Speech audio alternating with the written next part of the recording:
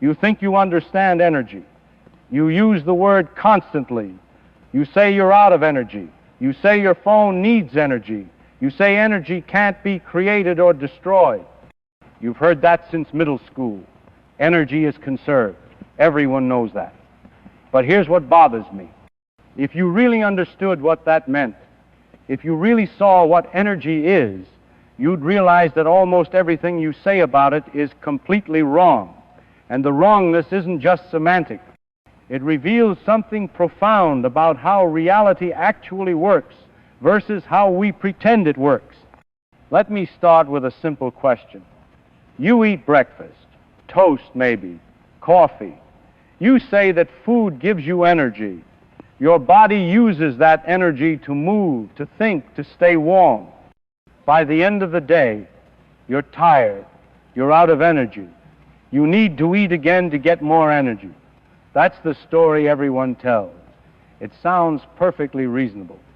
There's just one problem. It's completely backwards. You didn't use up the energy. You can't. Energy can't be destroyed. So where did it go? Here's what actually happened.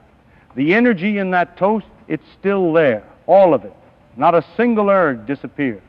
When you moved your arm, energy didn't vanish. When you thought, energy didn't get consumed. When you got warm, energy didn't evaporate. Every single bit of energy that was in your breakfast is still in the universe, still doing something, still pushing and pulling and moving. The energy is absolutely conserved. So why are you tired? Because energy doesn't just exist. It exists in different forms. And here's the key that almost nobody understands. Not all forms of energy are equally useful. The energy in your toast was concentrated. It was organized. Chemical bonds holding molecules together in very specific arrangements. That organization is what made it useful. When your body broke those bonds, when it extracted that energy and used it to contract muscles and fire neurons, something happened. The energy spread out.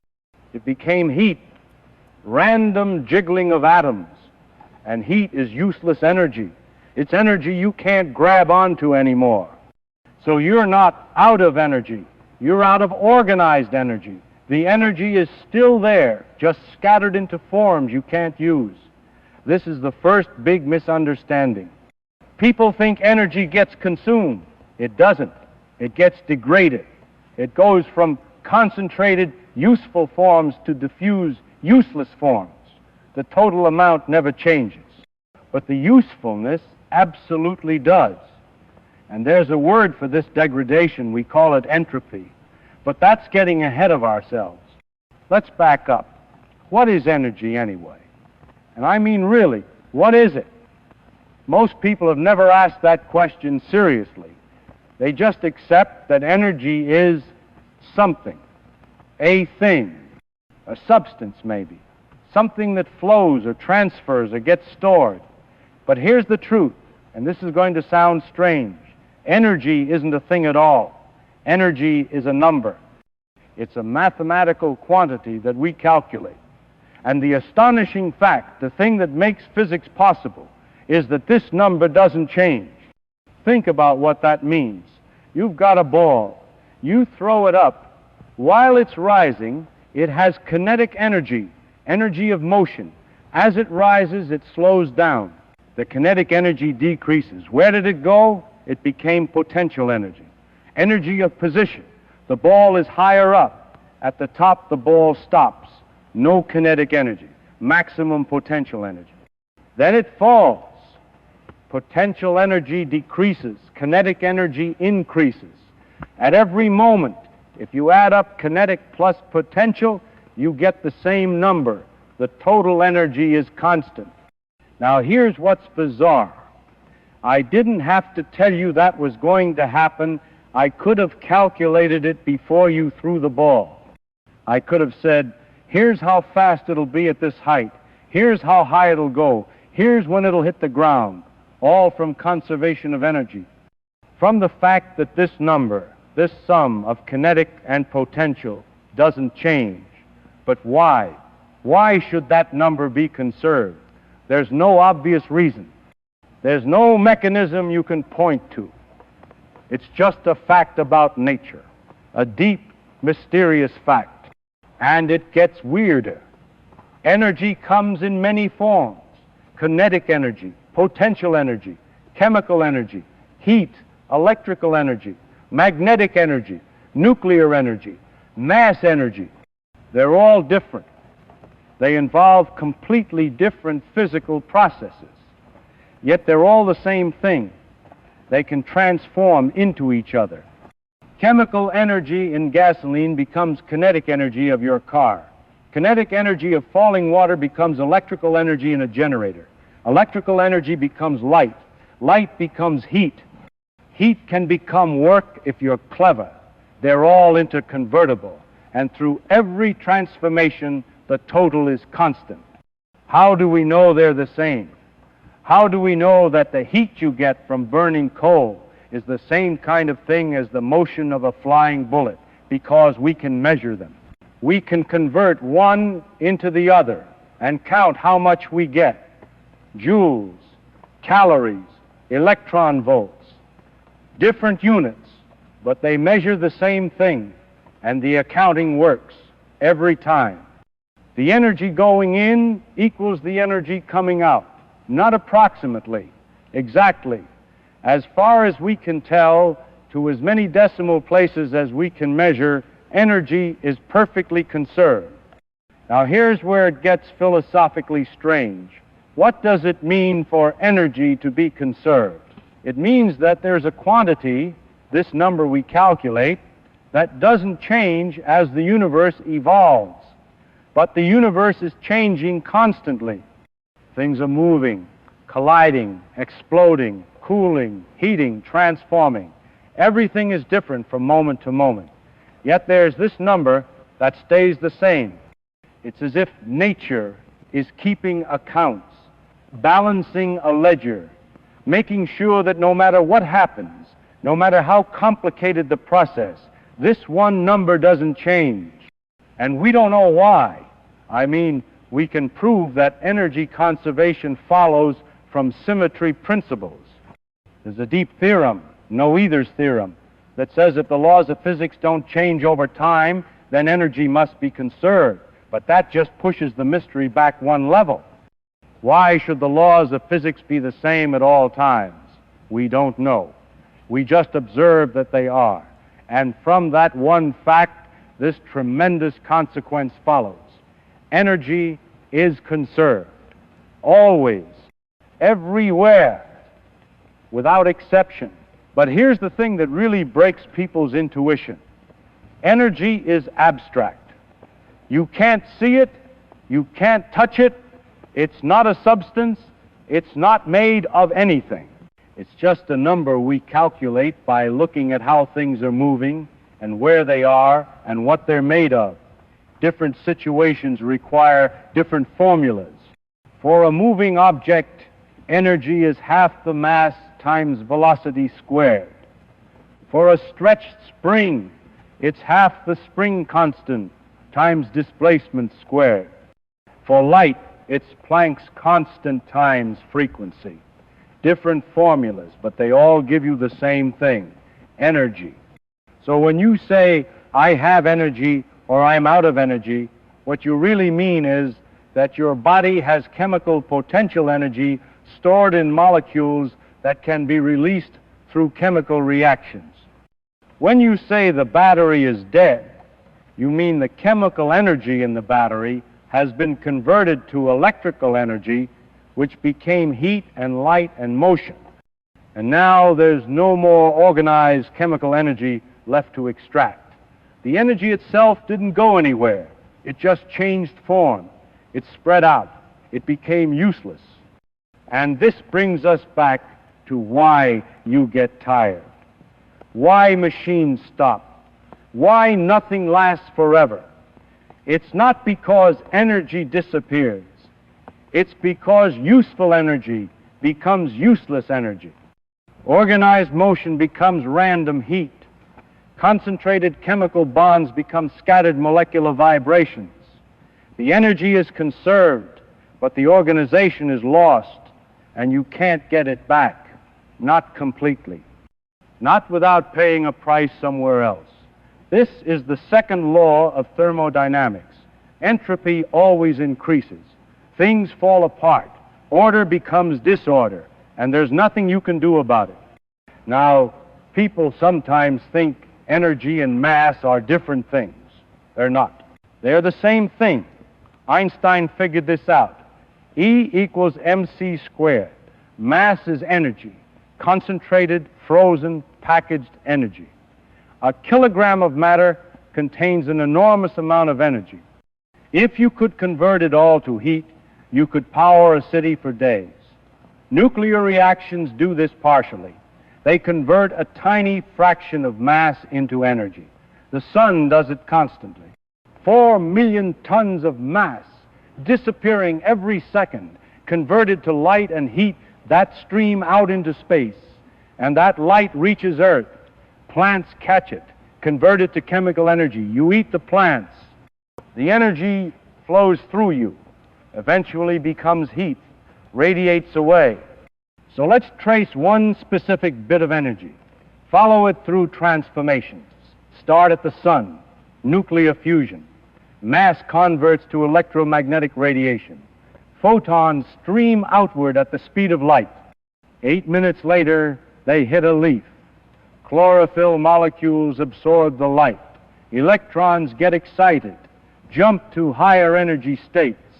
That energy drives chemical reactions. Carbon dioxide and water combine to form glucose.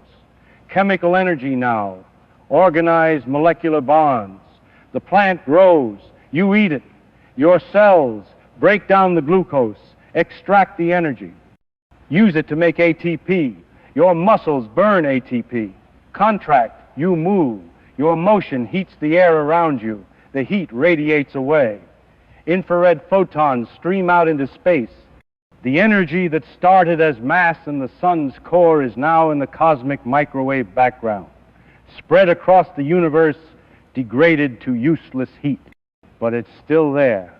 The same energy, just transformed, spread out, useless now, but not destroyed. And here's the thing that should completely change how you see reality. Every bit of energy in your body came from somewhere. Traced back far enough, it came from the Big Bang. The universe started with a certain amount of energy. That energy has been transforming, flowing, changing forms for 13.8 billion years. It passed through stars, through space, through planets, through living things, through you, and it's still the same energy, the same quantity, conserved through all that time, through all those transformations. Now you might ask, if energy is conserved, why do we need power plants? Why do we worry about running out of energy? The answer is subtle. We're not running out of energy. We're running out of low entropy energy. We're running out of energy that's concentrated and organized enough to do useful work. Coal has chemical energy. Burn it, you get heat.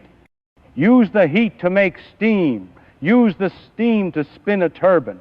The turbine generates electricity.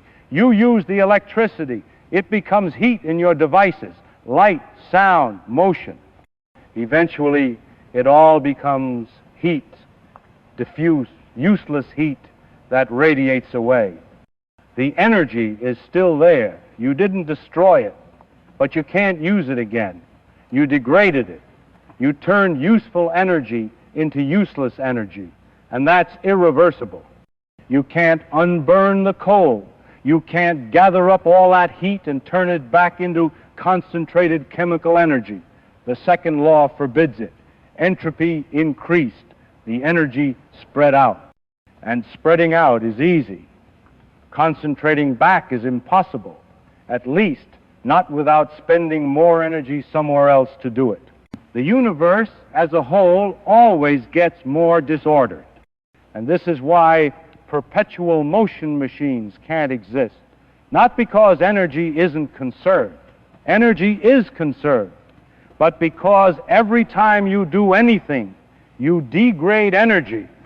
You turn useful energy into useless heat. Eventually, you run out of useful energy. Everything grinds to a halt, not because energy disappeared, but because it became useless. It's still there, jiggling atoms randomly, but you can't extract it. You can't organize it. It's dead energy. Still energy, but dead. So when someone says they're developing a device that creates energy from nothing, you know they're wrong. Not because I say so, because nature says so. Energy can't be created. It can only be transformed. When someone says they've made an engine that's 100% efficient, you know they're wrong, because some energy always becomes heat, always spreads out, always becomes useless. The best you can do is minimize the waste, but you can't eliminate it. The second law guarantees that. Now here's something that bothers me about how we teach this. We tell students energy is conserved, like it's simple, like it's obvious. But it's not obvious at all. It's one of the most profound facts about nature. And it took humans thousands of years to figure it out.